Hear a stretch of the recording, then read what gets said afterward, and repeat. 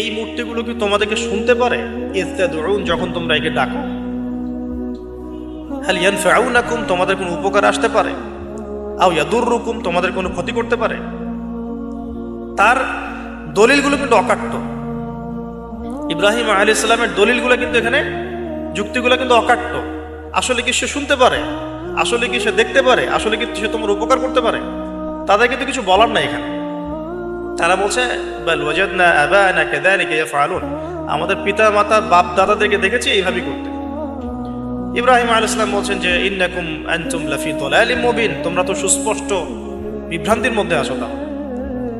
তো এরকম আরো অনেক আয়াত আছে সূরা সাফফাতের মধ্যেও, ওয়া ইন্না মিন শিআতিহি লা ইব্রাহিম ইয জাআ রাব্বাহু বিকলবিন সালিম ইয ক্বালা লিআবিহি ওয়া কওমিহি মাযা তা'বুদুন, তোমরা কিসের ইবাদত করো? আইফকান আলিহাতান দুনাল্লাহি তুরিদুন, তোমরা কি আল্লাহ সম্পর্কে মিথ্যা মিথ্যা মিথ্যা আরোপ করতে চাচ্ছ? ফামা যান্নুকুম বিরাব্বিল আলামিন, আল্লাহ রাব্বুল আলামিন সম্পর্কে তোমাদের কি ধারণা? এভাবে তিনি তার কওমকে দাওয়াত দিতে লাগলেন। তাদের কওমের দলিল একটাই ছিল, বাপ দাদাদেরকে দেখেছি এভাবে মূর্তি পূজা করতে, তাই করি। সনাতন, এটা ছিল কি সনাতন থটস। অথচ সর্বপ্রথম এটা শুরু হয় কোন নবীর আমল থেকে? নূহ আলাইহিস সালাম। নূহ আলাইহিস সালামের যুগের মানুষ সর্বপ্রথম এই মূর্তি পূজা শিরক করেছে।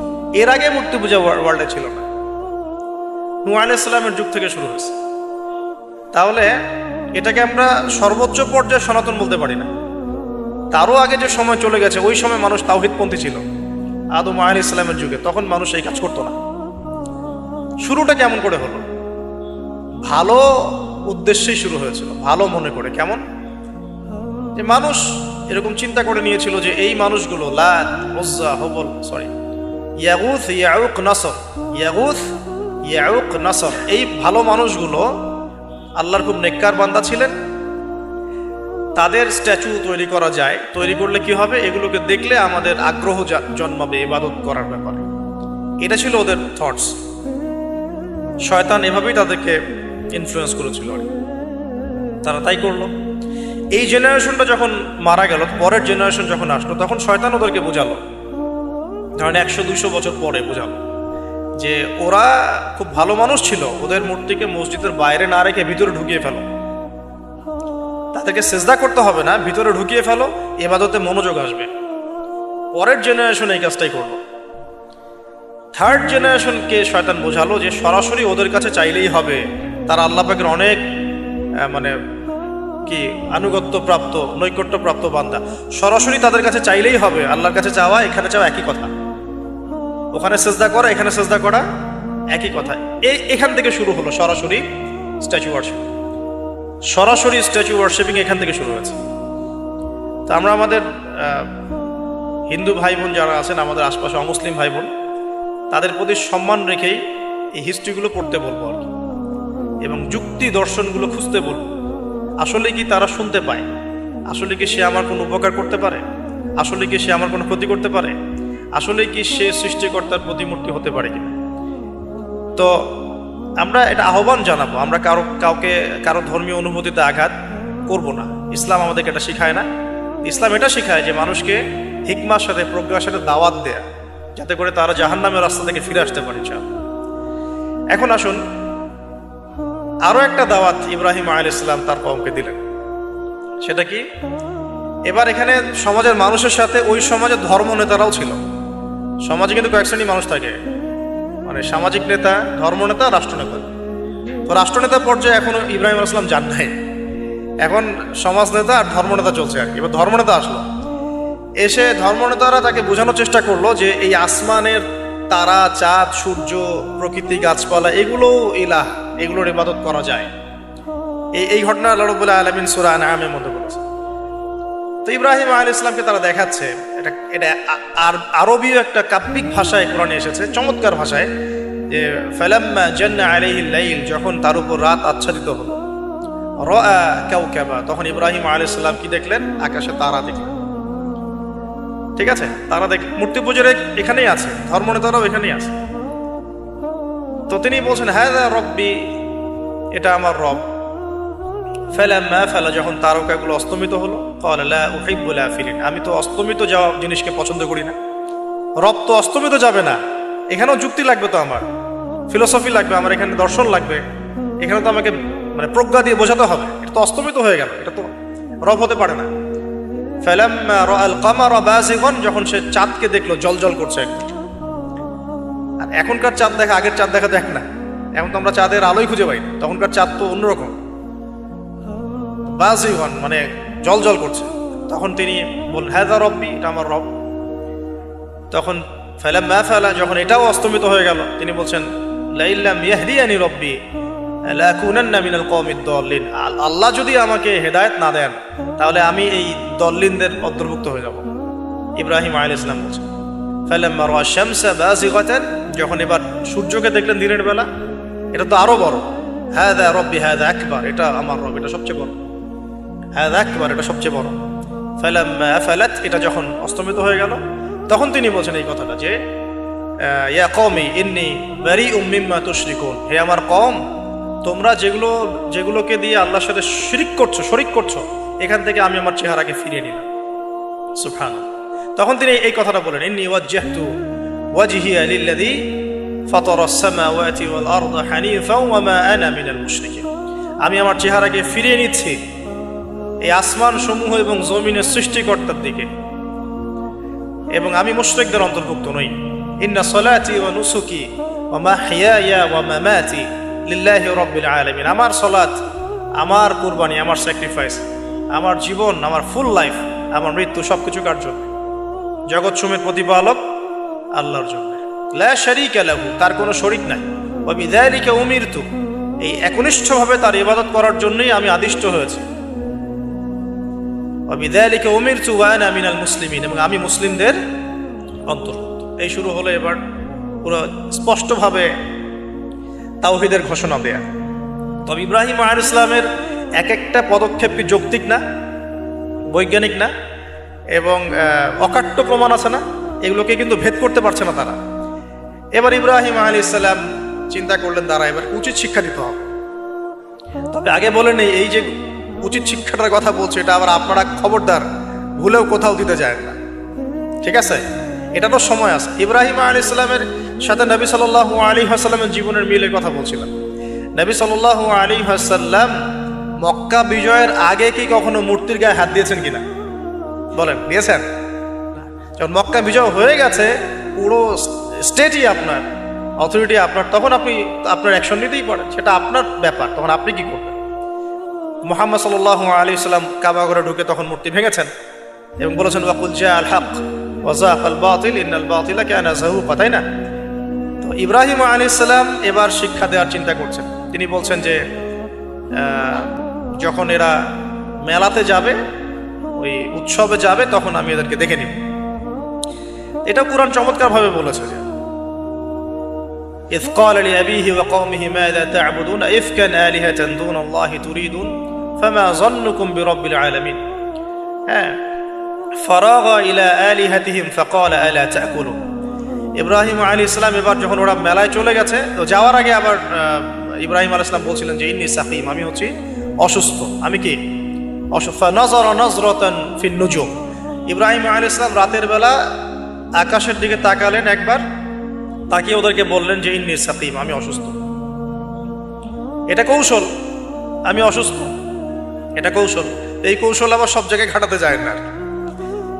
তো এবার যখন তারা চলে গেল, ফারাগা ইলা আলিহাতিহিম ফাকালা আলা তাকুলুন, এবার তিনি ওই মূর্তি গৃহ যেটা ওদের, ওখানে ঢুকে বলছেন যে আলা তাকুলুন, তোমাদের কি হলো, খাচ্ছ না কেন? কাদেরকে বলছে এই কথা? মূর্তি, খাচ্ছ না কেন? আলা তাকুলুন। ফারাগা ইলা আলিহাতিহিম ফাকালা আলা তাকুলুন মা লাকুম লা তানতিকুন, কি হলো, কথা বলছো না কেন? মা লাকুম লা তানতিকুন, কি হলো, কথা বলছো না কেন? এবার ফারাগা আলাইহিম দরবাম বিল ইয়ামিন, এবার ইয়ামিন মানে ডান হাত, ডানাতে যা পেয়েছিলেন আর কি, তা দিয়ে সবগুলোকে ভেঙে চুরমার করে দিয়েছে। ব্যাস, এবার ওরা যখন আসলো এসে বলছে যে আনতা ফাআলতা হাযা বিআলিহাতিনা ইয়া ইব্রাহিম, ইব্রাহিম তুমি কি আমাদের উপাস্যদের সাথে এই কাজ করেছো? ইব্রাহিম বলছেন লা, না, বাল লা আসলে কোরআনে নাই, আমি নিজের মতো করে বললাম। আরবি বলতে বলতে বাল ফাআলাহু কাবীরুহুম হাযা, বরং এই বড়টা এই কাজ করছে, এর মধ্যে সবচেয়ে বড় যেটা আছে এই বেটার কাজ, আমি করি নাই, আমি তো করি নাই। তখন ওরা তো এটা তো হতভম্ব হয়ে গেল, যে সে বলছে যে তুমি তো জানো, তুমি তো খুব ভালো করেই জানো যে তারা কথা বলতে পারে না, নড়াচড়া করতে পারে না, কিছুই করতে পারে না। তখন তিনি বললেন, তাহলে তোমরা কেন এমন ইলাহের উপাসনা করো যে কথাও বলতে পারে না, শুনতেও পারে না, দেখতেও পারে না, তোমার উপকারও করতে পারে না, ক্ষতিও করতে পারে না। কিন্তু এবারও কিন্তু যুক্তি নাই, কোনো তাদের কাছে কোনো দলিল নাই, কোনো প্রমাণ নাই, কোনো যুক্তি দর্শন কিচ্ছু নাই। এবার শুরু হলো জুলুম। জালেমের কাজ কি? যুক্তি, জ্ঞান, দর্শন, বিজ্ঞান এগুলো দিয়ে যখন পরাস্ত, এগুলো দিয়ে পারছি না, এবার পেশি শক্তি। এবার কি? পেশি শক্তি। ব্যাস, এবার পেশি শক্তি। ইব্রাহিম আলাইহিস সালামকে নিয়ে যাওয়া হচ্ছে নমরুদের দরবারে। এবার চলো, এবার তোমার আজকে খবর আছে। এবার পুরো রিমান্ড হবে 7 দিনের। একদিন রিমান্ড হলেই অবস্থা খারাপ হয়ে যাওয়ার কথা। ইব্রাহিম আলাইহিস সালামকে এবার নিয়ে যাচ্ছে ধরেন নমরুদের কাছে। কি যে হবে আল্লাহ ভালো জানেন। ইব্রাহিম আলাইহিস সালাম যখন যাচ্ছেন তখন কি তিনি জানতেন যে আল্লাহ পাক তাকে আগুন থেকে বাঁচাবেন? এই ঘটনা যে ঘটবে তিনি কি জানতেন? আচ্ছা, আমরা না হয় জানি যে এমনটা হয়েছিল। ইব্রাহিম আলাইহিস সালাম ওই সময় তো আর জানতেন না যে কি হতে যাচ্ছে। তার মানে তার ওই সময় তার ইমানের তেজ, তার স্থিরতা, ইস্তেকামা এবং তাওয়াক্কুল কত বেশি ছিল। তাকে নিয়ে যাওয়া হচ্ছে। এবারে নমরুদের সামনে দাঁড় করিয়ে নমরুদ এবার একটু মজা নিয়ে জিজ্ঞাসা করলো যে কে তোমার রব? কবরের প্রশ্ন করার মতো, মান রব্বুক, তোমার রব কে? তো ইব্রাহিম আলাইহিস সালাম বলছে, রব্বি আল্লাযী ইউহয়ী ওয়া ইউমীত, আমার রব তিনি যিনি জীবন দেন, মৃত্যুও দেন। এবার নমরুদ বলছে, ক্বালা আনা উহয়ী ওয়া উমীত, আমি তো জীবন দিই আর মৃত্যু দেই। কিভাবে? একজন যাবজ্জীবন প্রাপ্ত আসামিকে ডেকে নিয়ে ছেড়ে দিল, দিয়ে বললো যে জীবন দিলাম।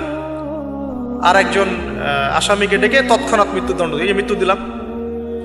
তো ইব্রাহিম দেখলেন আলাইহিস সালাম এ তো মোটা বুদ্ধির মানুষ, কারণ যে যত বড় জালেম হয় তার বুদ্ধি তত মোটা হয়, কিন্তু এটা মাথায় রাখবেন। ফেরাউনের মতো জুলুম মানুষের বুদ্ধি লোপ করে দেয়, আর শিরক মানুষের মধ্যে ভয় সঞ্চার করে। যখন আপনি শিরক করতে থাকবেন মনে খুব ভয় কাজ করবে। এবং মুশরিক বাহিনী কখনো ইসলামের বিজয় লাভ করতে পারে নাই।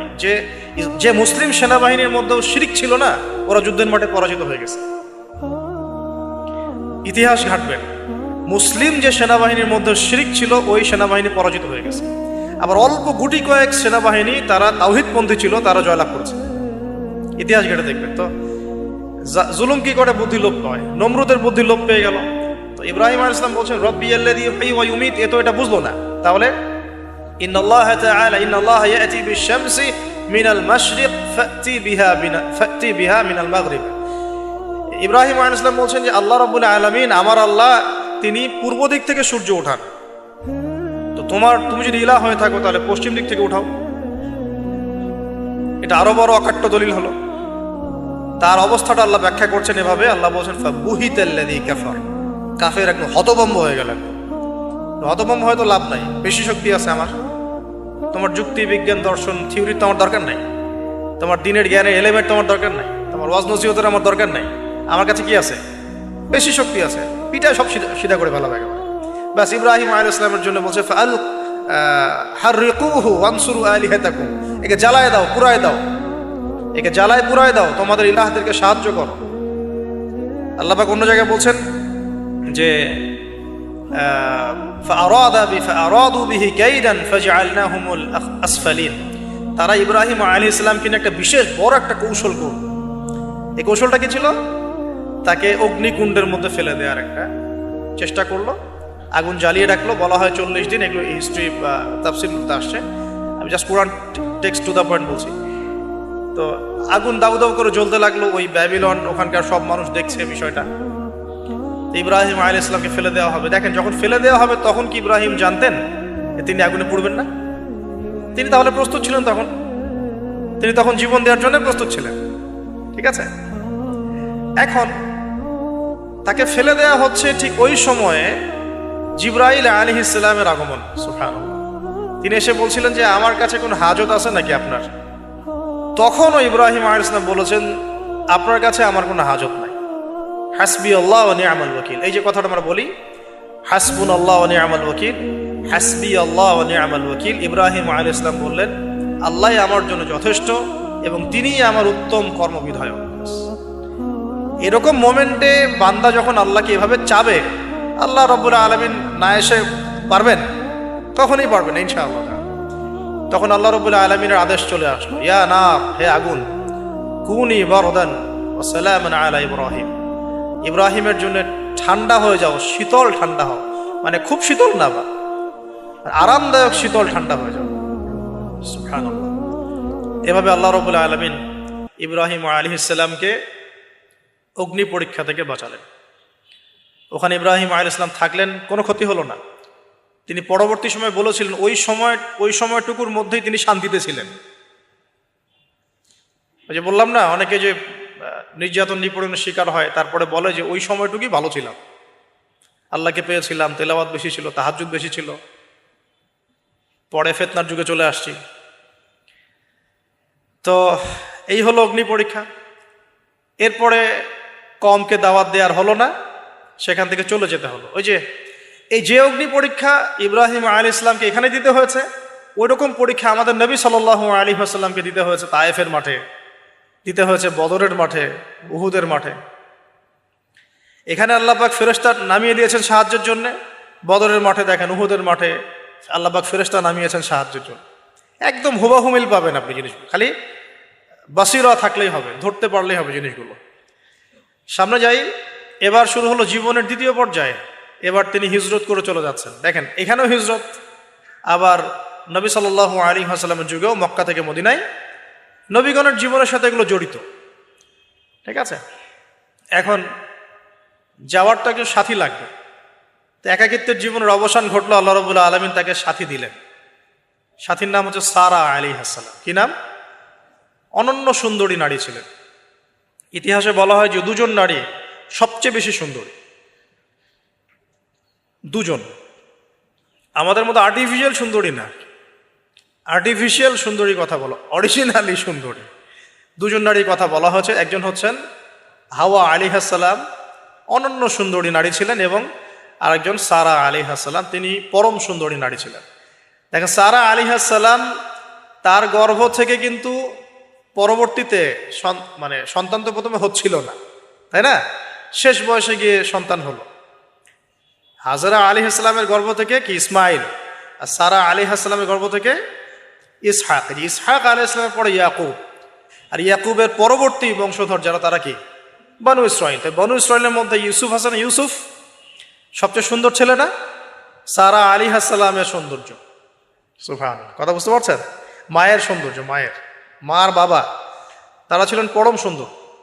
এখন সারা আলাইহিস সালামের সাথে বিয়ে হলো। দেখেন এই যে লম্বা সময় আলোচনা করলাম, এই সময়টুকুর মধ্যে ইব্রাহিম আলাইহিস সালামের দাওয়াতে মাত্র দুজন মানুষ মুসলমান হয়েছে। কয়জন? একজন হলো তার স্ত্রী সারা, আর একজন হচ্ছে তার ভাতিজা, তার নাম লুত। ভাতিজার নাম কি? লুত। পরবর্তীতে তিনিও নবী হয়েছিলেন, এবং তাকে সাদুম গোত্রের কাছে পাঠানো হয়েছিল। কোন পাপের কারণে? হোমোসেক্সুয়ালিটি, সমকামিতা, যেটা এখন ওই যে বিজ্ঞাপন দিয়ে প্রচার করা হয়। এবং ঢাকা শহরে যদি একটা শুমারি করা হয়, দেখবেন এদের সংখ্যা কম হবে না। ঢাকা শহরে যাকে শুমারি করা হয়, দেখবেন এদের সংখ্যা কম হবে না।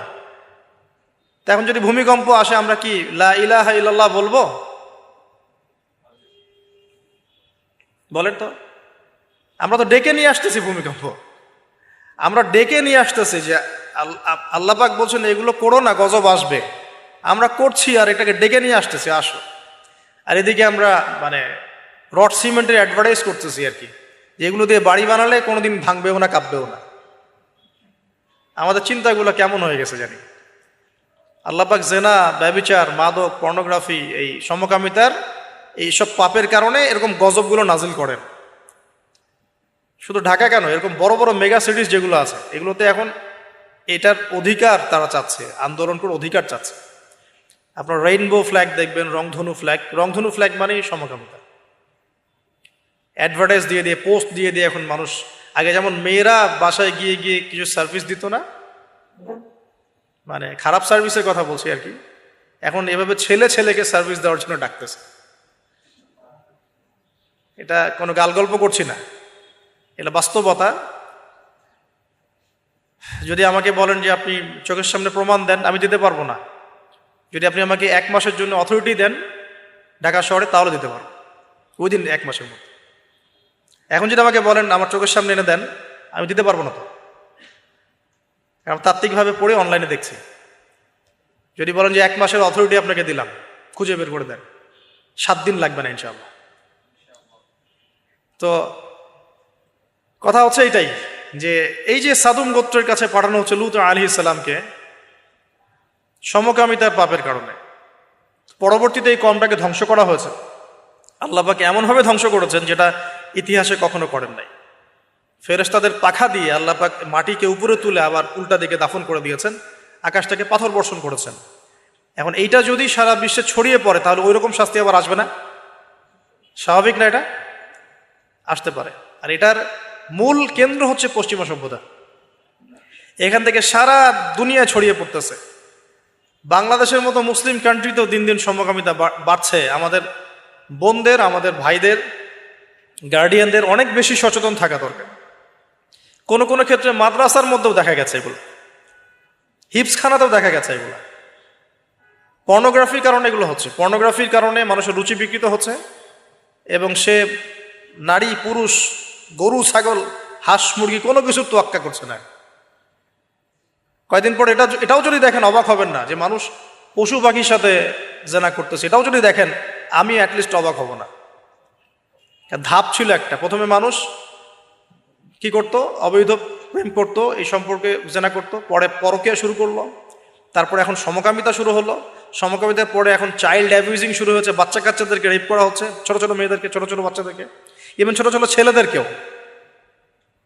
এরপরে যদি গবাদি পশুর সাথে জেনা করতে দেখেন, অবাক হওয়ার কিচ্ছু নাই, কিচ্ছু নেই অবাক হওয়ার। এখন বলেন আমরা শাস্তির দ্বার প্রান্তে আছি না?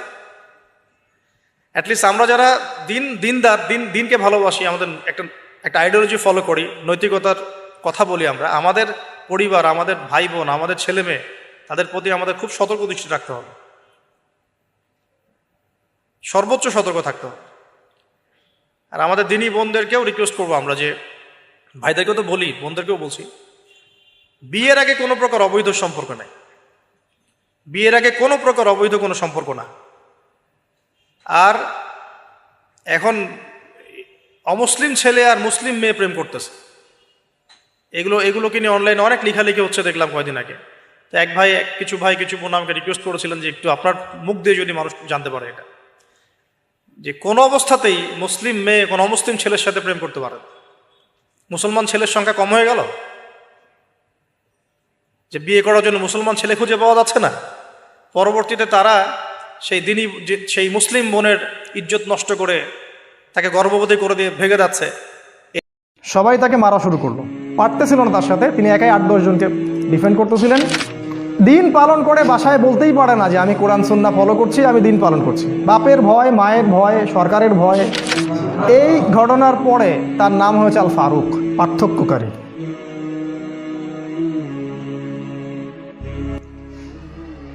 তা এই ঘটনাটা উমর রাদিয়াল্লাহু আনহু দেখেছিলেন। ওই দিন এই ঘটনাটা উমর রাদিয়াল্লাহু আনহু দেখলেন, এবং বাসায় গিয়ে তিনি চিন্তা করতে থাকলেন যে সব ফাসাদের মূল মনে হয় মুহাম্মদ।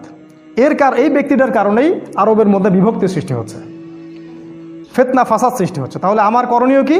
আমিও তো একটা গোত্রের নেতা, তিনি আদি গোত্রের নেতা ছিলেন। তো তিনি খোলা তরবারি হাতে চললেন, এবার তিনি নবীজিকে হত্যা করবেন। ওই যে ঘটনাটা জানেন আপনারা। পথিমধ্যে একজনের সাথে দেখা হলো, সে বলল যে নবীজিকে হত্যা করার আগে তুমি তোমার বোন আর ভগ্নিপতির বাসায় যাও, তারা তো ইসলাম কবুল করেছে। তিনি আসলেন, এসে দরজা যখন নক করলেন, দরজার আড়াল থেকে শুনতে পারলেন ভিতরে তিলাওয়াত হচ্ছে কিছু একটার। সূরা তাহা তিলাওয়াত হচ্ছিল। তাহা মা আনজালনা আলাইকাল কুরআনা লিতাশকা ইল্লা তাযকিরাতাল লিমান ইয়াখশা তানজিলাম মিম্মান খালাকাল আরদা ওয়াস সামাওয়াতিল উলা আর রহমান আলাল আরশি ইস্তাওয়া। তিনি দরজা খুলে ঢুকলেন এবং জিজ্ঞাসা করলেন, মা কুনতুম তাকরাউন, তোমরা কি পড়ছিলে? বোন অস্বীকার করলো যে আমি কিছু না, তাহাদ্দাসনা বাইনানা, আমরা পরস্পরে কথা বলছিলাম। তখন তিনি বললেন যে ফালা তাকরিবা কুনতু সামিআতু ইন্নাকুমা সাবাতুমা। তিনি বললেন যে আমি শুনেছি তোমরা দুইজনে সাবা হয়ে গেছো, মানে বেদিন হয়ে গেছো, মিথ্যা বলবে না আমার কাছে। তখন তার ভগ্নিপতি বললেন, ইয়া ওমর হাল রাইতা হাক্কান ফি গায়রি দীনি, এই কথাটা বললেন। হে ওমর, তুমি কি ইসলাম ছাড়া অন্য কোনো দিনের মধ্যে হক খুঁজে পেয়েছো? তখন তিনি বুঝতে পারলেন সত্যি সত্যি এরা ইসলাম কবুল করেছে। তিনি মারধর শুরু করলেন।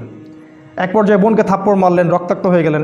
এবং তার বোন তখন তার নাকের উপরেই বললেন যে শাহিদতু আল্লাহ ইলাহা ইল্লাল্লাহ ওয়া আন্না মুহাম্মাদান আবদুহু ওয়া রাসূলুহু ইফআল মা শি'তা, তোমার যা ইচ্ছা তুমি তাই করো, আমি সাক্ষ্য দিচ্ছি আমরা যে আল্লাহ ছাড়া কোনো ইলাহ নাই এবং মুহাম্মদ আল্লাহর রাসূল সাল্লাল্লাহু আলাইহি ওয়াসাল্লাম।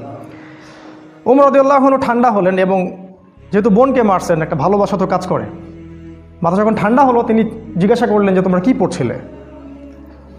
তিনি বললেন নাচিন ইয়া উখতি, আমাকে ওই কাগজটা দাও হে আমার বোন, আমি একটু পড়ে দেখি। প্রথমে তিনি দিতে চান নাই, পরে তার ভগ্নিপতি বললেন, তার স্বামী তাকে বললেন যে ইশারা করলেন তাকে দাও।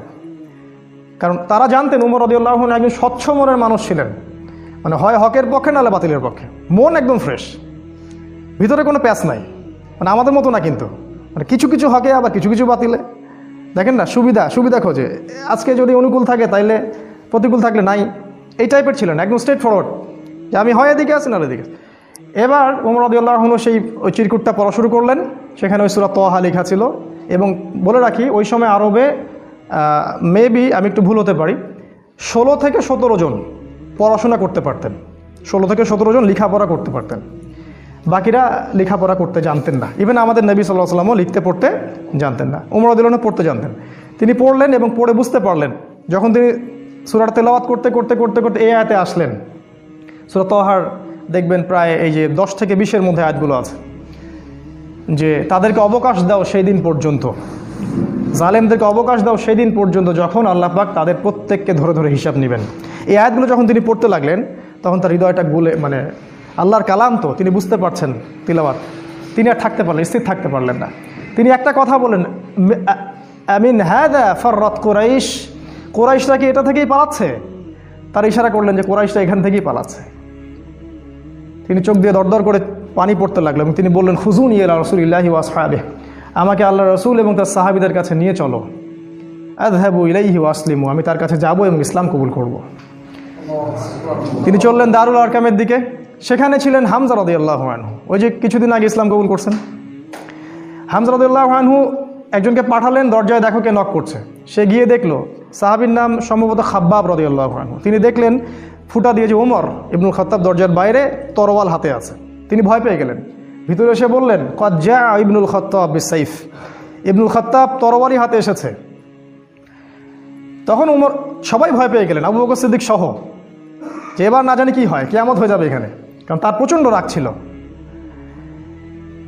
তিনি যে কত বড় যোদ্ধা ছিলেন সেটা বদরের মাঠে গেলে বুঝতে পারবেন, বদরের মাঠে আমরা যখন যাবো ইনশাআল্লাহ। তো হামজা রাদিয়াল্লাহু আনহু বললেন মা লাকুম ক্বাদ উজিতুম, তোমাদের কি হয়েছে, তোমরা ভয় পাচ্ছ কেন? ইফতাহু লাহুল বাব, তার জন্য দরজাটা খুলে দাও। লাউ ইউরিদ বিহি খায়রান ইয়াসলিম, সে যদি উত্তম কিছুর জন্য আসে ইসলাম কবুল করবে। আও ইউরিদ গায়রা যালিক ইয়াকুনু কতলুহু আলাইনা হাইয়িনা, আর যদি ও খারাপ কোনো ইন্টেনশন এখানে আসে, ওকে আমরাই ধরে মেরে ফেলে দিব। এই যে হামজা, উনিও কাউকে টেরান না, তুমি এত বড় যোদ্ধা তো কি হয়েছে, আমরাও তোমার চেয়ে কম না। তো তিনি ওমর রাদিয়াল্লাহু আনহুর কলারটা ধরে ভিতরে নিয়ে আসলেন, নিয়ে এসে দরজার সাথে ঠেকিয়ে দিয়ে বললেন যে আলা তানতাহি হাত্তা ইয়ানজিলাল্লাহু বিকা কারিয়া, আলা তানতাহি হাত্তা ইয়ানজিলাল্লাহু বিকা কারিয়া, তুমি কি ততদিন পর্যন্ত বিরত হবে না যতদিন না আল্লাহ পাক তোমার উপরে কোনো শাস্তি আযাব পাঠাচ্ছেন আসমান থেকে? এইভাবে তিনি ধমক দিলেন আর কি।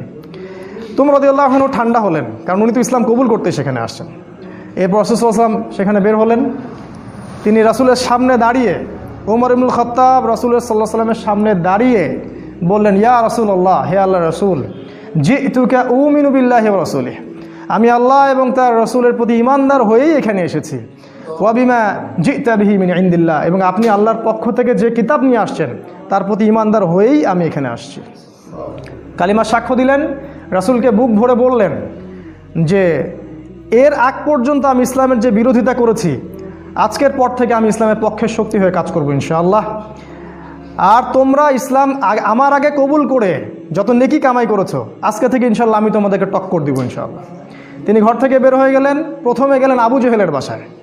আবু জেহেলের বাসা নক করে বললেন, হ্যালো আলিমতা আন্নী কদ আসলামত, তুমি কি জানো যে আমি ইসলাম কবুল করেছি? বুকের পাঠা দেখছেন? দিন পালন করে বাসায় বলতেই পারে না যে আমি কোরআন সুন্নাহ ফলো করছি, আমি দিন পালন করছি। বাপের ভয়, মায়ের ভয়, সরকারের ভয়, নেতা খেতার ভয়, কত ভয়। আমাদের বাপদাদাই কি আসলে এরকম ছিলেন? তিনি আবু জেহেলের বাসায় গিয়ে বললেন, তুমি কি হাল আলিমতা আন্নী কদ আসলামত, আবু জেহেল তুমি কি জানলা যে আমি ইসলাম কবুল করছি? আবু জেহেল আকাশ থেকে পড়লো, হাল ফাআলতা হাদা, তুমি কি সত্যি এটা করেছো? লা তাফআল, এটা করিও না। ও ভয় পেয়ে যাচ্ছে, কারণ এ তো ইসলামে গেলে খবর আছে আমাদের। তখন উনি চোখ মুখ বড় করে বলেছেন, বাল ফাআলতা, আমি অবশ্যই ইসলাম কবুল করেছি। এরপরে গেলেন ওয়ালিদ বিন মুগিরার বাসায়, ওখানে একই কথা বললেন। তারপর আরেক কাফেরের বাসায় আরেক একই কথা বললেন। এরপর আসলেন কাবা ঘরে। কাবা ঘরে এসে বললেন যে ইয়া আইয়ুহান নাস, হে হে হে লোক সকল, ইলামু আন্নী কদ আসলাম, তোমরা জেনে রাখো আমি ইসলাম কবুল করেছি। ওয়ান শাহিদতু আল্লা ইলাহা ইল্লাল্লাহ ওয়া আন্না মুহাম্মাদুর রাসূলুল্লাহ, আমি সাক্ষ্য দিয়েছি আল্লাহ ছাড়া কোনো মাবুদ নাই, মুহাম্মদ সাল্লাল্লাহু আলাইহি ওয়াসাল্লাম আল্লাহর বান্দা এবং রাসূল। এরপরে লোকজন তাকে মারা শুরু করলো, সবাই তাকে মারা শুরু করলো। পারতেছিল না তার সাথে, তিনি একাই 8-10 জনকে ডিফেন্ড করতেছিলেন। এক পর্যায়ে সেখানে আরও কিছু গোত্রনেতা আসে এবং তাদের মারামারিটা বন্ধ করে দেন। এবার দেখেন, মারামারি বন্ধ করে দিয়ে একজন উমর রাদিয়াল্লাহু আনহুকে বলছিলেন যে আফালা কুনতা কাতামত, ওমর তুমি কি চুপ থাকতে পারতে না? এই যে আমাদের হিকমা আছে না, চুপ থাকো। ওমর তুমি কি চুপ থাকতে পারতে না? তো ওমর ইবনুল খাত্তাব বলছেন, ওয়াল্লাহি লা আকতুমুল হাক্কা ওয়া হুয়া আলামু, যখন আমি সত্য জেনেছি আল্লাহর কসম করে বলছি আমি সত্যকে গোপন রাখবো না। লা উফাররিকান্নাল হাক্কা মিনাল বাতিল কামা ফাররাকাল্লাহু বাইনাল লাইলি ওয়ান নাহার, আমি সত্যকে মিথ্যা থেকে আলাদা করে দিব ঠিক যেমন করে আল্লাহ রাত থেকে দিনকে আলাদা করে দেন। সুবহানাল্লাহ। এই ঘটনার পরে তার নাম হয়েছে আল ফারুক, পার্থক্যকারী। যেমন করে মিরাজের ঘটনার পর আবু বকর সিদ্দিকের নাম হয়েছে কি? সিদ্দিক। প্রত্যেকটার পিছনে একটা ঘটনা আছে, পড়তে হবে, এগুলো জানতে হবে। আপনি ওই রাজ্যে বিচরণ করবেন তখন ইনশাআল্লাহ। এবার ইসলাম শক্তিশালী, কারণ বড় বড় দুজন নেতা আমাদের পক্ষে। মনে করেন পুতিন আমাদের পক্ষে, মনে করেন ওই আরও বড় বড় কিছু নেতা আমাদের পক্ষে। এখন ইসলাম শক্তিশালী, তাদের কাছে ক্ষমতা আছে, লোকজন জলবল আছে, আর অর্থ সম্পদ আছে। এবার রাসূল সাল্লাল্লাহু আলাইহি ওয়াসাল্লাম এর কাছে গিয়ে ওমর রাদিয়াল্লাহু আনহু বললেন, ইয়া রাসূলুল্লাহ আলাসনা আলাল হক আলাইসু আলাল বাতিল, এভাবে বলতে থাকলেন, আমরা কি হকের উপর নাই, ওরা কি বাতিলের উপর নাই? আলাসনা মুসলিমান, আমরা কি মুসলিম না? আলাইসুল মুশরিকিন, তারা কি মুশরিক না? আমরা কেন এখানে গোপনে এভাবে ইসলামের দাওয়াত দিব? আজকে থেকে প্রকাশ্যে দাওয়াত দিব। এই তারপর থেকে ইসলামের প্রকাশ্য দাওয়াত শুরু হলো এবং মিছিল করতে করতে তারা কাবা ঘরে গেলেন এবং সবাই স্লোগান দিতে থাকলেন, লা ইলাহা ইল্লাল্লাহ মুহাম্মাদুর রাসূলুল্লাহ, লা ইলাহা ইল্লাল্লাহ মুহাম্মাদুর রাসূলুল্লাহ। এবার আরবের লোকরা জাজল্যমান একটা দৃশ্য দেখতেছে, রেভলিউশন। হঠাৎ করে এই যে 50, 60, 70 জন মানুষ বের হচ্ছে রাস্তায় এবং কালিমার সাক্ষ্য দিচ্ছে। ওই সময় কিন্তু এই পপুলেশনটা খুব কম না, একটু বেশি। এবার নির্যাতনের মাত্রা আরও বাড়তে থাকলো। আমাদের হাতে অল্প সময় আছে, আমি 5 মিনিটে শেষ করছি ইনশাল্লাহ। নির্যাতনের মাত্রা বাড়তে থাকলো এবং এক পর্যায়ে সাহাবীদের প্রতি এমন মর্মান্তিক নির্যাতন করা হলো। কিছু নমুনা আপনারা জানেন, ওই যে বিলাল রাদিয়াল্লাহু আনহুর ঘটনা, সুমাইয়া রাদিয়াল্লাহু আনহার ঘটনা, আবার খাব্বাব, তারপরে মুসআব বিন উমাইর, এদিকে উসমান রাদিয়াল্লাহু আনহু, ইভেন আবু বকর সিদ্দিক, সমস্ত সাহাবীকেই টর্চার করা হলো। মানে ফিজিক্যাল, মেন্টাল, ইকোনমিক্যাল, এমন কোনো টর্চার নেই যেটা করা হয়নি। এরপর রাসূল সাল্লাল্লাহু আলাইহি ওয়াসাল্লাম তাদেরকে বললেন, আবিসিনিয়ায় তোমরা হিজরত করো, দিন কায়েম। দেখেন, অনুকূল পরিবেশে এখন আমরা প্রকাশ্যে দাওয়াত দিচ্ছি, এখানে নির্যাতন হচ্ছে, ওখানে কিন্তু বোম ব্লাস্ট করছি না। আমরা বলছি যেখানে দিন পালনের সুযোগ আছে, অনুকূল পরিবেশ আছে, তোমরা সেখানে চলে যাও। সাহাবীরা চলে গেলেন ইথিওপিয়ায়, ওই যে আমি গতদিন খুতবায় বলেছিলাম, আবিসিনিয়ায়। ওখানে একজন বাদশা ছিলেন, সেই বাদশার নাম নাজাশি। সে ছিল একজন খ্রিস্টান, নাসারা। একজন খ্রিস্টান আমাদেরকে আশ্রয় দিল। সব খ্রিস্টান এক না, সব খ্রিস্টান এই পশ্চিমা সভ্যতার মতো ওই ছেলে ছেলে বিয়েকে জায়েজ বলে না। এরা গডলেস পিপল, এই পৃথিবীর সবচেয়ে বড় জালেম এবং ফেরাউন এরা, এবং আবু জেহেলও বটে। এই বাদশা নাজাশি আমাদেরকে আশ্রয় দিলেন, আমরা রেফিউজি ছিলাম সেখানে, ওরা আমাদেরকে আশ্রয় দিল এবং আমরা সেখানে শান্তিপূর্ণ একটা পরিবেশে দিন পালন করতে থাকলাম। প্রথমে একবার হিজরত হলো, তারপর আরও একটা দল হিজরত করলো এবং কাফেররা বসে থাকেনি, তারাও সেখানে কূটনৈতিক তৎপরতা চালালো। আমর ইবনে আসকে সেখানে পাঠানো হয় এবং সেখানে মোনাজারা, বাহাস হয়। সেই বাহাসে জাফর রাদিয়াল্লাহু আনহু ওই বাদশার সামনে দাঁড়িয়ে সূরা মারিয়াম তেলাওয়াত করেছিলেন। আর ওই বাদশা কিন্তু ছিল নাসারা বা খ্রিস্টান। সূরা মারিয়ামের তেলাওয়াত শুনে সেই বাদশার চোখ দিয়ে ঝরঝর করে পানি পড়তে থাকলো। তিনি বুঝতে পারলেন যে এটা আল্লাহর পক্ষ থেকে এসে। তিনি বলেছিলেন একটা কথা, এটা লোভ সামলাতে পারছেন না। তিনি বলেছেন যে ইন্নাহা লাহুদান ইয়াখরুজু মিন মিশকাতিন ওয়াহিদা মা আনজালাল্লাহু আলা ঈসা ইবনে মারইয়াম ইন্নাহা লাহুদা ইয়াখরুজু মিন মিশকাতিল ওয়াহিদা, এটা বলেছেন। এই বাদশা নাজাশী বলেছিলেন যে তুমি যে তেলাওয়াত করলে শুনে মনে হচ্ছে ঈসার কাছে যেটা এসেছিল এটা সেই একই আলোকবর্তিকা থেকে এসেছে। এ তো খ্রিস্টান, এ কি এদের মতো খ্রিস্টান? এরা কি এখান থেকে হেদায়েত নিবে না? সেই বাদশা নাজাশী মুসলিমদেরকে আশ্রয় দিলেন, সেখানে আমরা থাকলাম। এক পর্যায়ে এদিকে নির্যাতন আরও বাড়তে থাকলো। রাসূল সাল্লাল্লাহু আলাইহি ওয়াসাল্লাম এবং সাহাবীদেরকে 3 বছর বয়কট করা হলো। 3 বছর তারা ওই যে পাহাড়ের পাদদেশে, ওটাকে বলা হয় শিয়ারে আবু তলেব, সেখানে 3 বছর গাছের ছাল পাতা খেয়ে থেকেছে। সামান্য ভাই কষ্ট করে একটা সেমিনারে আসতে পারেন না, দিন কায়েমের স্বপ্ন দেখেন, সামান্য 10টা টাকা খরচ করতে পারেন না, মাসে জ্ঞানও দিতে পারতেছেন না, সামান্য একটু সিরা পড়বেন সেটা পড়তে পারেন না, দিনের জন্য সামান্য একটু এফোর্ট দিবেন, জানমাল ব্যয় করবেন, কোন মুখ দিয়ে সাহাবীদের নাম উচ্চারণ করেন? 3 বছর শুধু গাছের ছাল পাতা খেয়ে থেকেছে। ওই সময় অনেক ত্রাণ আসতো, হামজা রাদিয়াল্লাহু আনহু ত্রাণ ফেরত দিতেন, ত্রাণের দরকার নাই, আল্লাহ রিজিক দিবেন। কি ইমান, কি জজবা! আমাদের বাপদাদা সবাই, আমাদের শেকড়, আমাদের গায়ে তাদেরই রক্ত আছে, কিন্তু কোনো না কোনোভাবে উপমহাদেশ ইসলাম তারা প্রচার করেছেন। যাই হোক, এবার এই বয়কটটা যখন উঠে যায় তখন রাসূল সাল্লাল্লাহু আলাইহি ওয়াসাল্লাম তায়েফে হিজরত করলেন। সেখানে ঘটনা আপনারা জানেন। সেখান থেকে তাকে মারধর করে বের করে দেওয়া হয়। তিনি আবার মক্কায় চলে আসেন। এবার মক্কায় তিনি যখন স্টে করলেন, নবুয়তের 10, 11 আর 12 এই 3টা বছর শেষ করছি আমি। 10, 11, 12 এই 3টা বছরে মদিনা যে ইয়াসরিব থেকে প্রথমে 6 জন, তারপরে 12 জন, তারপরে 73 জন, পরপর 3 বছরে 3টা গ্রুপ আসলো। প্রথমে 6 জন, তার নেতৃত্বে ছিলেন আসাদ বিন জোরারা, তারপরের বছর 12 জন, তারপরের বছর 73 জন, আর 2 জন নারী, মোট 75 জন। এই 75 জন এসে রাসূলের কাছে বায়াত করলেন। বায়াত করে রাসূলকে বললেন যে আপনি মদিনায় হিজরত করেন। এবার রাসূল সাল্লাল্লাহু আলাইহি ওয়াসাল্লাম সাহাবীদেরকে নিয়ে মদিনায় হিজরত করলেন। আর মদিনায় হিজরত করার পরে সেখানে ইসলামিক স্টেট বা খিলাফা স্টেট কায়েম হলো। তারপরে দিন কিভাবে কায়েম হলো সেটা আমরা ইনশাআল্লাহ সালাতের পর শিখবো ইনশাআল্লাহ। জাযাকুম। আসসালামু আলাইকুম রাহমাতুল্লাহ। বিসমিল্লাহি আউয়ালুহু ওয়া আখিরুহু। আলহামদুলিল্লাহ। প্রশংসা সেই আল্লাহ পাকের জন্য যিনি আমাদেরকে মাগরিবের সালাতের পর আবারও বসার তৌফিক দান করেছেন। সবাই বলি আলহামদুলিল্লাহ। হৃদয়ের অন্তঃস্থল থেকে দরুদ পাঠ করি আমাদের প্রিয় নবী মুহাম্মদ রাসূলুল্লাহ সাল্লাল্লাহু আলাইহি ওয়াসাল্লামের প্রতি। আল্লাহুম্মা সাল্লি আলা মুহাম্মদ, আল্লাহুম্মা বারিক আলা মুহাম্মদ। মাগরিবের সালাতের আগ পর্যন্ত আমরা যতটুকু আলোচনা করেছিলাম মদিনায় হিজরত পর্যন্ত। হিজরতের যে মূল ঘটনাটা, সেই ঘটনাটা হচ্ছে যে ইয়াসরিব বা মদিনা থেকে প্রথমে 6 জন যুবক মক্কায় আসেন হজের মৌসুমে। হজ কিন্তু তখনও ছিল, মানে এই হজ সিস্টেম না, বিকৃত হজের সিস্টেম। কারণ তারা দাবি করতো যে আমরা ইব্রাহিম আলাইহিস সালামের রিলিজিয়ন ফলো করি। মক্কার কুরাইশরা এটা দাবি করতো আমরা ইব্রাহিমই দিন ফলো করি, এই জন্য তারা হজও কিন্তু করতো। এখনও দেখবেন, এখনও যারা মুশরিক আকীদা লালন করে তারাও কিন্তু বছর বছর হজমরা ঠিকই করে। তো এটা নতুন কিছু না। তো এই হজের মৌসুমে ইয়াসরিব থেকে প্রথমে 6 জন যুবক এই মক্কায় আসে হজ করতে, যারা আগে শুনেছিল যে শেষ জামানায় একজন নবী আসবেন। এই যে শেষ জামানা সম্পর্কে সচেতনতা, এটা নতুন কিছু না, এটা সবাই করেছে আগে যুগে যুগে। ইহুদিরা খুঁজে খুঁজে বেড়াতো যে কবে নবী বের হবে, আমরা কবে তার কাছে বায়াত নিব।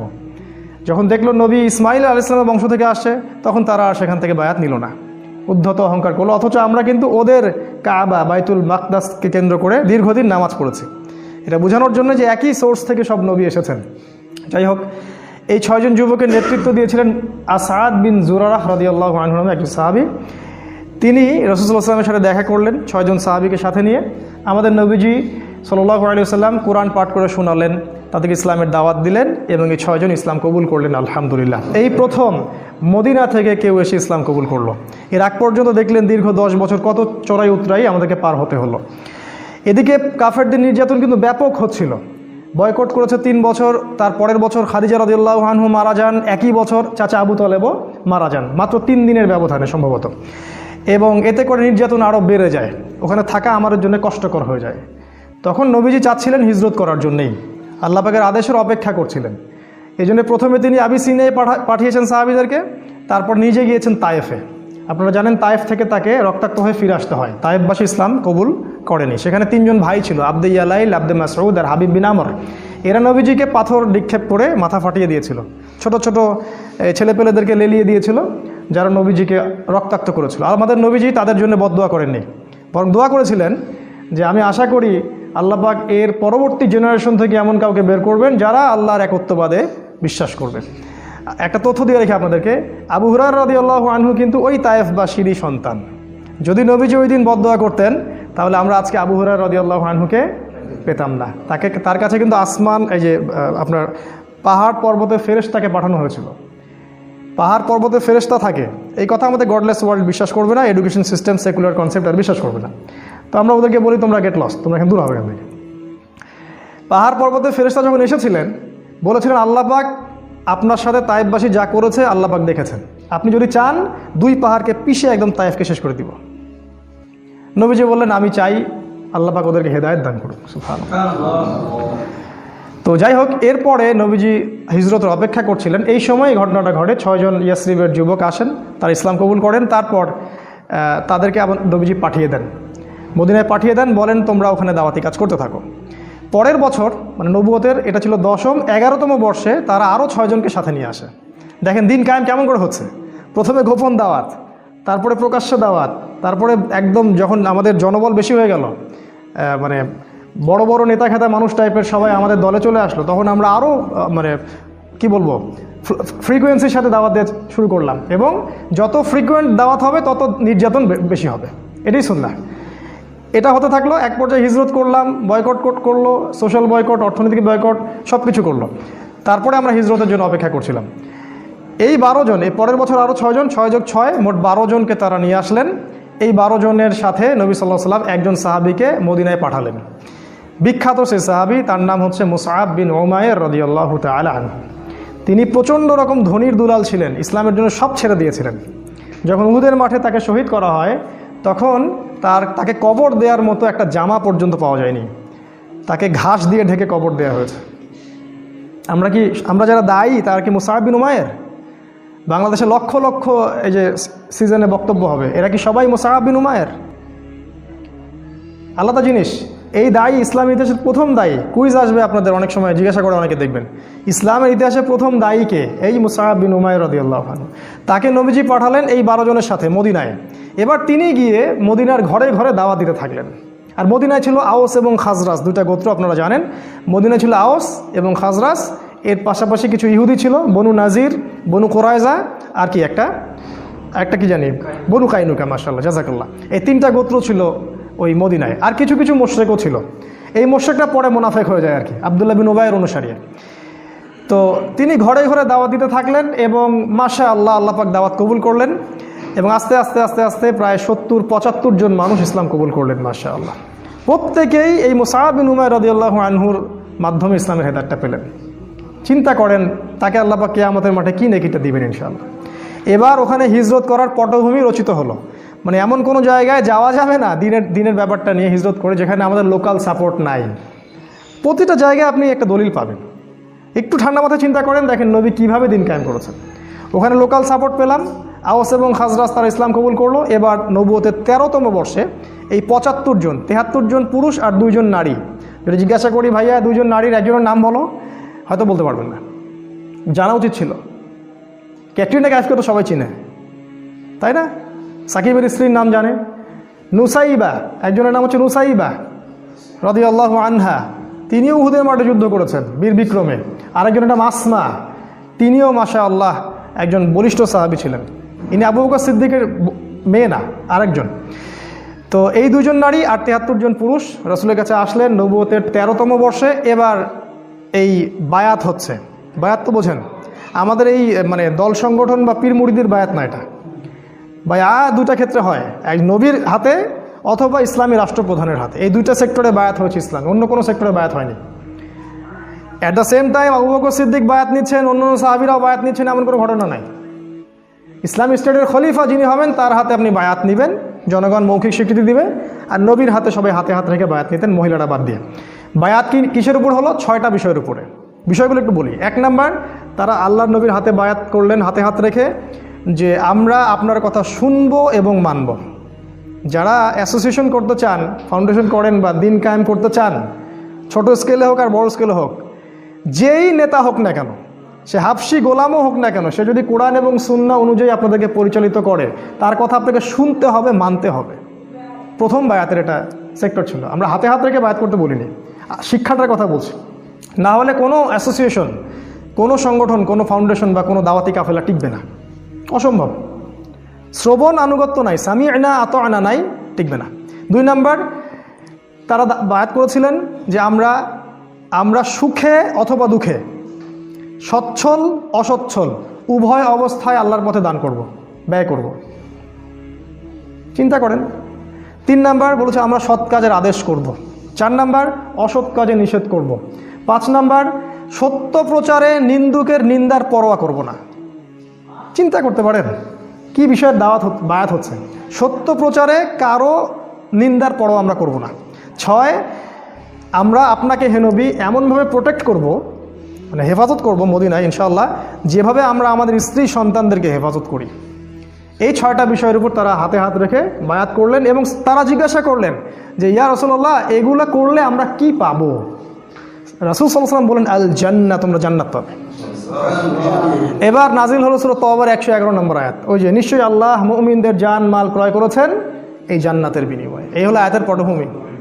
ইন্নাল্লাহা আশতারা মিনাল মুমিনিনা আনফুসাহুম ওয়া আমওয়ালাহুম বিআন্না লাহুমুল জান্নাহ। যখন আপনি এই বিষয়গুলো জানবেন, তখন কোরআন হাদিস পড়ে মজা পাবেন, কখন কোনটা কোন জায়গায় আসছে। এবার নবীজি হিজরত করলেন, একা না, তিনি সবার শেষে গেলেন। প্রথমে সাহাবীদেরকে পাঠিয়ে দিলেন। নেতা যে হবে সে আগে বিপদ ফেস করবে, তার অনুসারীদেরকে সে আগে সিকিউর জায়গায় নিয়ে যাবে, তারপর সে যাবে। একজন নেতাকে হতে হবে আত্মত্যাগী। আগে কর্মীদের স্বার্থ দেখতে হবে, তাদের মেন্টালিটি বুঝতে হবে, কার মানসিকতা কি, কার মধ্যে কি পোটেনশিয়াল আছে। তিনি যাকে তাকে দাওয়াত দিতে পাঠান নাই, মুসআব বিন উমাইরকেই পাঠিয়েছেন, কারণ তিনি জানতেন যে তার মধ্যে এই যোগ্যতাটা আছে। তারপর তিনি হিজরত করলেন। আপনারা জানেন ওই হেরা গুহায় কি হলো, গাড়ির সাউরে কি হলো। এদিকে 100 উটের ঘোষণা হলো, ধরে আনতে পারলে 100 উট দেওয়া হবে। আল্লাহ পাক তাকে নিরাপদে পৌঁছে দিলেন মদিনায়। এইবার মদিনায় গিয়ে ইসলামিক স্টেট কায়েম হলো। কিভাবে? আওস এবং খাজরাজের সাহাবীরা আনুগত্য করলেন এবং রাসূল সাল্লাল্লাহু আলাইহি ওয়াসাল্লামকে ইসলামিক স্টেটের প্রেসিডেন্ট বানিয়ে দিলেন। আল্লাহ পাক এই ওয়াদাটা করেছিলেন, সূরা নূরের 55 নম্বর আয়াতটা পড়ে দেখবেন। আল্লাহ পাক আগেই বলেছিলেন যে ওয়া'আদাল্লাহুল্লাযীনা আমানু ওয়া আমিলুস সালিহাতি লা ইস্তাখলিফান্নাকুম ফিল আরদ কামা ইস্তাখলাফাল্লাযীনা মিন ক্বাবলিকুম। আয়াতটা শোনেন। আল্লাহ পাক বলছেন, নিশ্চয়ই আল্লাহ ওয়াদা করেছেন যারা ঈমানদার এবং যারা সৎ আমল করে, যে আল্লাহ পাক তাদেরকে অবশ্যই খেলাফত দান করবেন। সূরা নূরে আছে 55 নম্বর আয়াত। খেলাফত পাওয়ার শর্ত এটা, আপনাকে ঈমানদার হতে, প্রকৃত আমল সালেহ করতে হবে। একটা বড়, শেষের দিকে আরও 2টা শর্ত আছে। 1, আল্লাহর সাথে শিরিক করা যাবে না। আর 2 নাম্বার, আল্লাহ যখন ক্ষমতা দিবেন তখন ইনসাফ ছাড়া অন্য কোনো দুর্নীতি করা যাবে না, তাহলে শক্তি নষ্ট হয়ে যাবে, খেলাফত চলে যাবে, যেটা হয়েছে এখন আমাদের আর কি। খেলাফা কায়েম হয়ে গেল এবং ওখানে ইহুদিদের সাথে একটা চুক্তি হলো। আওস খাজরাজ ইহুদি সবার সাথে একটা চুক্তি হলো, কারণ ওরা ইসলামিক স্টেটের মধ্যে চলে আসলো। ওরা পছন্দ করেনি নবীকে, তারপরেও তাদেরকে সেখানে থাকতে তারা বাধ্য হলো। এবং মুশরিক যারা ছিল ওখানকার, তারা মুনাফিক হয়ে আব্দুল্লাহ বিন উবাইয়ের নেতৃত্বে ইসলামের শত্রুতা করতে থাকলো। তারা বাহ্যিকভাবে ইসলাম কবুল করলো ঠিকই, কিন্তু অভ্যন্তরীণ দিক থেকে তারা ইসলামকে পছন্দ করেনি। আর আমাদের নবী এই সনদটার নাম দিয়েছিলেন মদিনা সনদ। আজকে যদি প্রতিটা মুসলিম দেশ, অ্যাটলিস্ট মুসলিম দেশ মদিনা সনদ অনুযায়ী চলতো, তাহলে আমাদের সমাজের অবস্থা আজকে এমন হতো না। মুখে খালি বলি আমরা মদিনা সনদ, কোনো মদিনা সনদের এগুলা বাস্তবায়ন নেই, সবই বোগাস, আইওয়াশ, খালি মানুষকে ধোকা দেওয়া। এরপর কি হলো? এরপরে আমরা কিন্তু দেখেন স্টেট পেলাম। দেখেন ইসলামিক আইন বাস্তবায়ন কখন হলো? যখন আমরা স্টেট পেলাম। তারপরে মক্কায় কোনো ইসলামিক আইন বাস্তবায়ন করলেন না নবীজি। মক্কায় যখন সাহাবীদেরকে নির্যাতন করা হচ্ছিল, সাহাবীরা বলছিলেন আমাদেরকে যুদ্ধের অনুমতি দেন ইয়া রাসূলুল্লাহ, আমরা আল্লাহর পথে যুদ্ধ করব এই মুশরিকদের বিরুদ্ধে। আমাদের নবীজি কিন্তু বলছেন সবর করো, ইসবির ইয়া আলা ইয়াসির ইন্নামা ওয়াইদাকুমুল জান্নাহ, তোমরা ধৈর্য ধরো, তোমাদের জন্য জান্নাত আছে। ওই সময় ধৈর্যটাই ছিল আমাদের জিহাদ। কারণ মক্কা, ওদের মিশনের কথা আমি পরে বলবো। আমি মুসলিম মেয়ে হয়ে কেমন করে একটা অমুসলিম ছেলের সাথে প্রেম করতে পারবো? আমার বাসার মুসলিম মেয়ে কেমন করে একটা অমুসলিম ছেলের সাথে প্রেম করতে পারবো? এটা তো আমাকে আগে ফাঁসির কাস্টে ঝোলানো দরকার। বিচারটা তো আমার করা দরকার আগে। আমরা আমাদের দিনী বন্ধুকে সর্বোচ্চ সতর্ক করব। জীবন চলে গেলেও ফিরে আসতে পারে না, আল্লাহর হাতে তো। মানুষ অনেক সময় জীবন মৃত্যু সন্ধিক্ষণে থাকে না, আল্লাহ পাক ফিরিয়ে বাঁচিয়ে দেন না। ইজ্জত চলে গেলে কখনো ফিরে আসে না, ইজ্জত চলে গেলে ফিরে আসে। আল্লাহ আমাদেরকে বোঝার তৌফিক দান। আচ্ছা, ইব্রাহিম আলাইহিস ইসলামকে কি বলা হয়? খালিলুল্লাহ, আল্লাহর খলিল। ওই নামটা কিন্তু এখনো এখানে আছে আর কি। এখানে হিজরত করা হয়।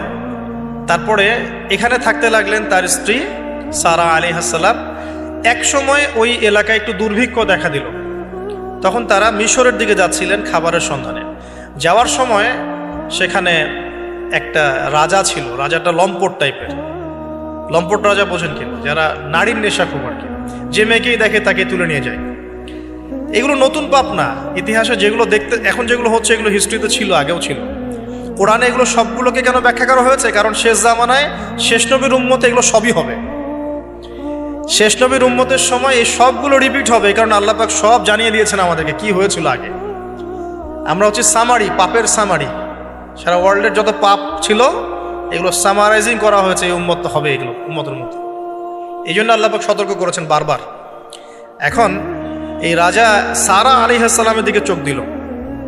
এখানে আমাদের দিনী বোনদেরকে একটা মারাত্মক নসিহত করতে চাই। এটা আমি পড়ছিলাম যখন গত 3 দিন থেকে, আমি 2 বার এখানে পড়তে পড়তে থেমে গেছে। সারা আলাইহিস সালামকে যখন কিডন্যাপ করা হয়েছে তখন দুটো কাজ হয়েছে এখানে। এক, ইব্রাহিম আলাইহিস সালাম সাথে সাথেই তিনি নামাজে দাঁড়িয়ে গেছেন। ইব্রাহিম আলাইহিস সালাম কি করেছেন? নামাজে দাঁড়িয়ে গেছেন। আর সারা আলাইহিস সালামের দিকে যখন হাত বাড়াচ্ছে এই আপনার লম্পট বাদশা, সারা আলাইহিস সালাম সময় চেয়েছেন যে আমি নামাজ পড়ব, আমাকে নামাজ পড়ার ব্যবস্থা করে দেওয়া হোক। সারা আলাইহিস সালাম অজু করে এসেছেন, অজু করে নামাজে দাঁড়িয়েছেন। দাঁড়িয়ে 2 রাকাত নামাজ পড়ে আল্লাহর কাছে দোয়া করেছেন, আল্লাহুম্মা ইন কুনতা তা'লাম, হে আল্লাহ আপনি যদি জানেন, আল্লাহুম্মা ইন কুনতা তা'লাম, হে আল্লাহ আপনি যদি জানেন যে ইন্নী ক্বাদ আহসানতু ফারজি ইল্লা যাওজি, আমি আমার লজ্জাস্থানকে হেফাজত করে রেখেছিলাম, সতীত্বকে কখনো নষ্ট করিনি, শুধু আমার স্বামীর হক আমি স্বামীকে দিয়েছি। মানে আমি আমার স্বামী ছাড়া অন্য কারো কাছে আমার সতীত্ব নষ্ট করি নাই। যদি আপনি এটা জেনে থাকেন, আল্লাহ ফানসুরনি, আল্লাহ আপনি আমাকে সাহায্য করেন, ওয়ালা তুসমিত আলাইয়া হাযাল কাফির, আমার উপরে এই কাফেরকে আপনি বিজয়ী করেন না। এই দোয়াটা দিনী বোনরা মুখস্থ করে রাখতে পারেন, কারণ অনেকেই চলতে ফিরতে উঠতে বসতে অনেক রকম হ্যারাসমেন্টের শিকার হন।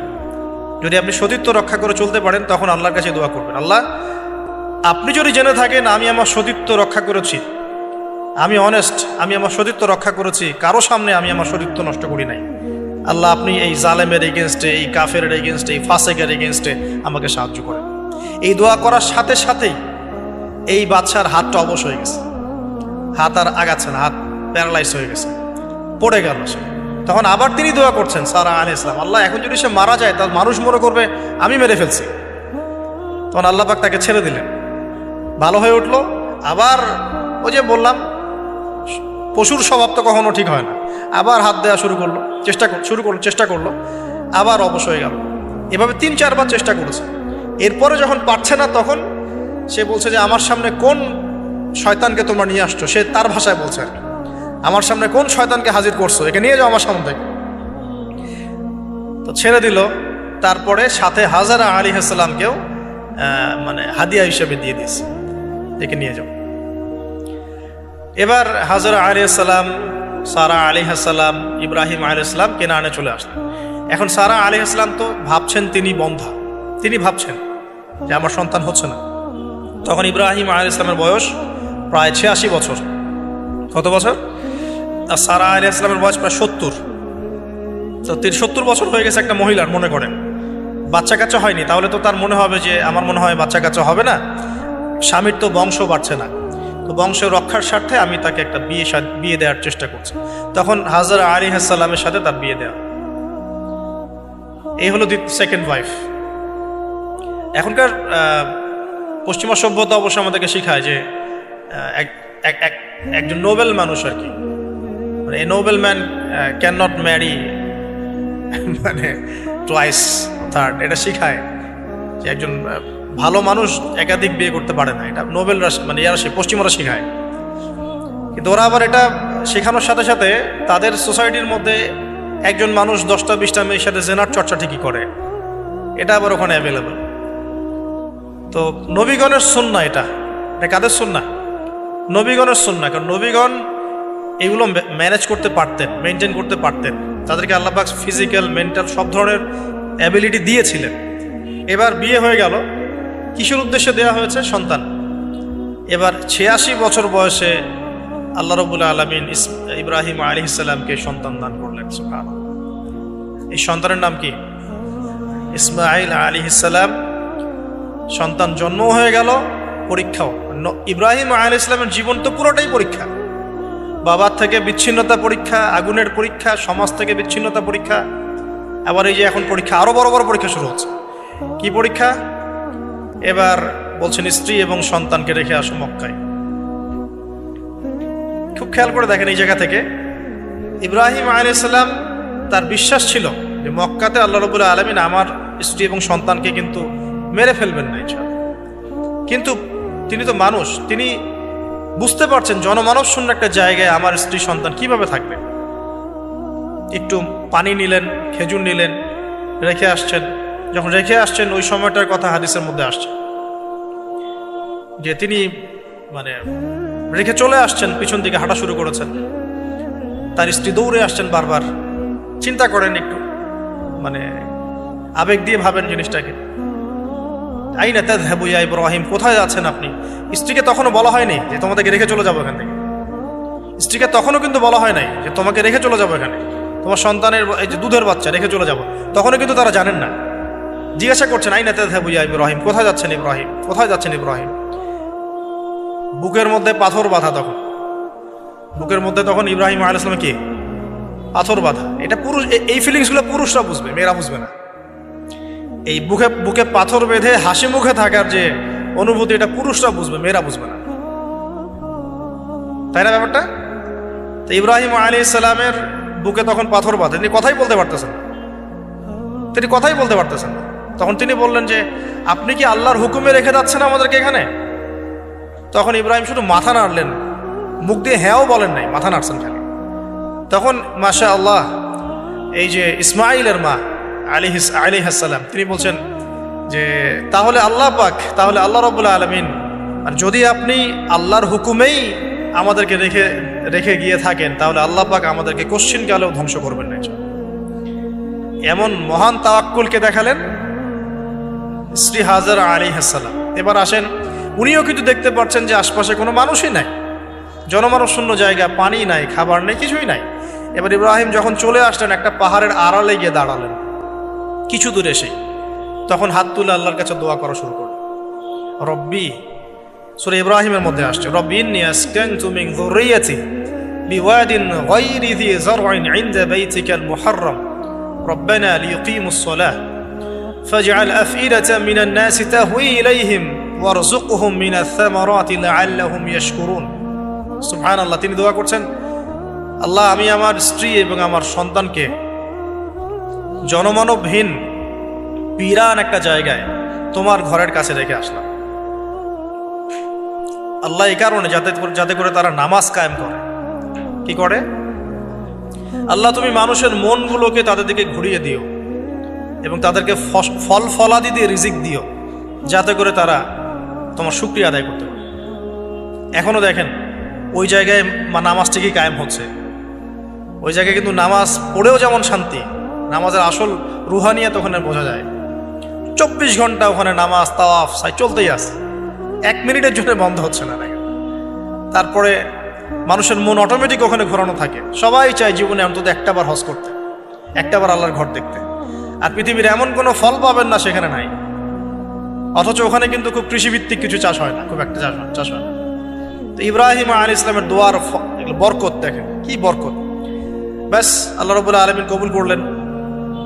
এবার এই যে খাবার পানি যখন ফুরিয়ে আসলো, তখন এই যে মা হাজেরা আলাইহিস সালাম ছোটাছুটি শুরু করলেন সাফা আর মারওয়ায়।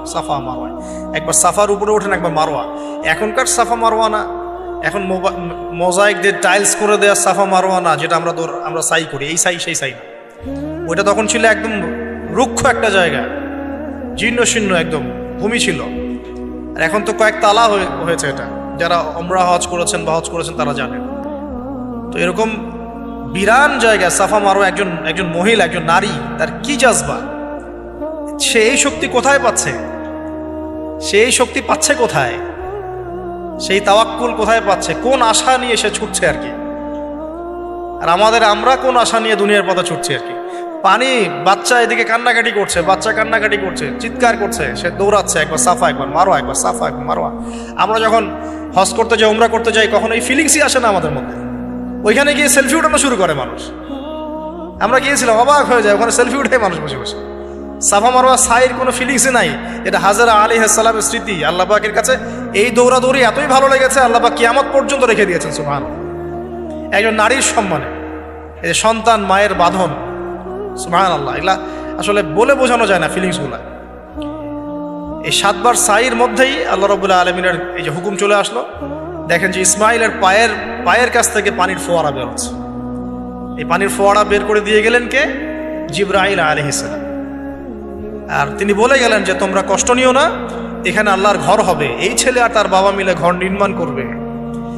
এবার তিনি এই যে পানি, জামজাম কূপ তৈরি হয়ে গেল, পানি হলো, পানি দেখে পাখি আসলো। কি আসলো প্রথমে? পাখি কিন্তু পানি খোঁজে। এরপরে ওখানে ওই পাখিকে দেখে একদল মানুষ আসলো আর কি। এই মানুষগুলো ইয়েমেন থেকে আসছে। কোত্থেকে? এবং এই গোত্রই পরবর্তীতে আরবে বিস্তার লাভ করেছে। এই গোত্রের মেয়ের সাথে ইসমাইল আলাইহিস সালামের বিয়ে হয়েছে। পরবর্তীতে এই গোত্রর হাত ধরে কুরাইশ বংশ হয়েছে, এবং এই কুরাইশ বংশে আমাদের শেষ নবী মুহাম্মদ সাল্লাল্লাহু আলাইহি ওয়াসাল্লামের জন্ম হয়েছে। বুঝতে পারলেন? এই হলো ইতিহাস। তো তারা পানি চেয়েছিল। তো হাজরা আলাইহিস সালাম বলেছিলেন যে পানি দিতে পারে এক শর্তে, এখানে বসতি স্থাপন করতে হবে। ওরা তো আরো ভালো, বসতি স্থাপন করবো, পানিও পাবো, সব তো আরো ভালো হলো। এখানে ইসমাইল আলাইহিস সালাম বড় হন। পরবর্তীতে এখানকারই এক মেয়েকে তিনি বিয়ে করেন, নারীকে বিয়ে করেন। তার বংশতে আসে মুহাম্মদ।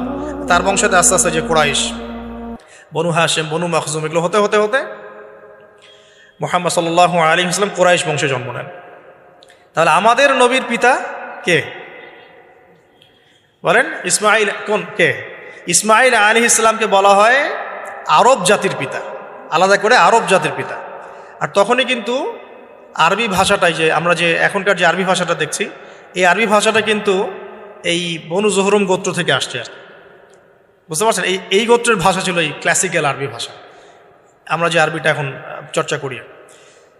তো এবার ইসমাইল আলাইহিস সালামের বয়স যখন এবার আবার একটু বড় হলো, বেশি হলো, 10 থেকে 13 বছর, তখন আরেকটা পরীক্ষা। এর মাঝে মাঝে বাবা আসেন, দেখেন যান। এখন শেষ বয়সে যারা সন্তান পেয়েছেন তারা এই জিনিসগুলো বুঝেন। আমরা যারা বিয়ে শাদী করি নাই, সন্তান হয় নাই, আমরা আসলে এগুলো পড়ি, বুঝতে পারি। কারো যদি সন্তান মারা গিয়ে থাকে, তাকে দাফন করে থাকেন, তারা এই ফিলিংসগুলো বোঝেন, বুঝবেন। কিন্তু যারা সন্তানের বাবা হই নাই, আমরা মানে আনম্যারিড, অ্যাডাল্ট হই নাই, আমরা এগুলো বুঝি না। আমরা এগুলো পড়ি, আমরা এগুলো যে রিডিং পড়তে পারি। আসেন, পরীক্ষা শেষ, পুরস্কার লাগবে। পুরস্কার কি? পুরস্কার হচ্ছে এখন ছেলে আর বাবা মিলে এখন কাবা ঘর বানাও তোমরা। সুবহানাল্লাহ, কত বড় সম্মান! আল্লাহ পাকের ঘর নির্মাণ করো বাবা ছেলে মিলে। বাস, ছেলে বাবা মিলে কাবা ঘর নির্মাণ করছে। দেখেন এই স্মৃতিটাও কত মধুর। ছেলে বাবা মিলে কাবা ঘর নির্মাণ করছে। দেখেন, হ্যাঁ, ওয়াতাহির বাইতি আলি তাইফিনা ওয়াল আকিফিনা ওয়া রুকআই সুজুদ। আমার এই ঘরটাকে কি করো? পবিত্র রাখো। তাওয়াফকারীর জন্যে, ইতিকাফকারীর জন্যে, নামাজ পড়বে যারা। এখনও সেটা চলছে, কিন্তু এখনও চলছে। এরপরে বানানো শেষ, তখন দুজনে দোয়া করছেন, দুটা দোয়া, রব্বানা তাকাব্বাল মিন্না ইন্নাকা আনতাস সামিউল আলিম। এটা আমরাও দোয়া করি, রব্বানা তাকাব্বাল মিন্না ইন্নাকা আনতাস সামিউল আলিম ওয়া তুব আলাইনা ইন্নাকা আনতাত তাওয়াবুর রহিম। এটা একটা দোয়া করেছেন। রব্বানা ওয়াবআথ ফীহিম রাসূলাম মিনহুম ইয়াতলু আলাইহিম আয়াতিকা ওয়া ইউআল্লিমুহুমুল কিতাবা ওয়াল হিকমা ওয়া ইউযাক্কিহিম ইন্নাকা আনতাল আজিজুল হাকীম। এই দুটো দোয়া তিনি করেছেন ওখানে। তো দোয়া শেষ, কাবা ঘর নির্মাণ করা শেষ। ইব্রাহিম আলাইহিস সালাম 200 বছর বেঁচে ছিলেন। বলা হয় তিনি 200 বছর বেঁচে ছিলেন। এরপরে তিনি যখন ফিরে গেছেন কেনানে, তখন গিয়ে শুনেছেন তার এই স্ত্রী সারা আলাইহিস সালামও গর্ভবতী হয়েছে মাশাআল্লাহ। এবং তিনি অবাক হয়েছিলেন যে এই বয়সে গর্ভবতী কিভাবে। সূরা হিজরের মধ্যে ঘটনাটা আছে যে 2-3 জন ফেরেশতা এসেছেন বাসায় মানুষের রূপ ধরে। তাফসিরে দেখেছি তাদের নাম, একজন জিবরাইল, একজন মিকাইল, একজন হচ্ছে ইসরাফিল আলাইহিস সালাম। তিনজন এসেছেন মানুষের রূপ ধরে। এবং ইব্রাহিম আলাইহিস সালাম বাছুর ভুনা করে দিয়েছেন খেতে। ইব্রাহিম আলাইহিস সালামকে কিন্তু এই জন্য বলা হয় মেহমানদের পিতা, মেহমানদেরও পিতা বলা হয়। খুবই মেহমানদারি করতেন তিনি, খুব বেশি মেহমানদারি করতেন। আরবে এই ট্রেডিশনটা এখনও আছে, মেহমানদারি করানোর ট্রেডিশনটা এখনও আছে। তো তারা হাত বাড়িয়ে খাচ্ছে না, এটা দেখে তিনি ভয় পেলেন। তখন তিনি বললেন যে ভয় পাওয়ার কোনো কারণ নাই। তারা বললেন ভয় পাওয়ার কোনো কারণ নাই, আমরা এসেছি লুতের কওমের কাছে, ওই কওমের উপরে আযাব অবধারিত হয়ে গেছে এবং আমরা এখানে সেখানে আল্লাহর গজব ফেলব। তো এরপরে কি হলো ওটা তো আপনারা জানেন। এখানে সুসংবাদ দিয়েছিলেন যে আপনার স্ত্রী সারা তিনি সন্তান জন্ম দিবে ইনশাআল্লাহ। সারা আলাইহিস সালাম তিনি অবাক হয়েছেন যে এই বয়সে কিভাবে। তখন তারা বলেছেন আল্লাহর রহমত থেকে কি আপনি অবাক হচ্ছেন? তার গর্ভে এরপরে জন্ম নিল ইসহাক আলাইহিস সালাম। ইসহাক আলাইহিস সালামের পরে আসছে ইয়াকুব আলাইহিস সালাম। তারপরে ইয়াকুব আলাইহিস সালামের আরেকটা নাম হচ্ছে ইসরাইল, তার নামে পুরো কওমের নাম বনু ইসরাইল। তারপরে ইউসুফ, ইউনুস, এই যে এভাবে ট্রেন্ড চলতে থাকে। বলা হয় যে 1,24,000 নবী রসুলের মধ্যে, বলা হয় 1,24,000 নবী রসুলের মধ্যে বেশিরভাগ নবী এই বংশে এসেছে। তাহলে দেখেন, যে নারীর সন্তান হচ্ছিল না দীর্ঘদিন ধরে, সেই নারী হয়ে গেলেন নবীগণের মা। সেই নারী হয়ে গেলেন কি? আল্লাহ পাকের রহমত। তাহলে তাদের পরিবারে কত পরীক্ষা, কত ট্র্যাজেডি, কত রহমত, কত আল্লাহ পাকের মারেফত, অলৌকিকতা।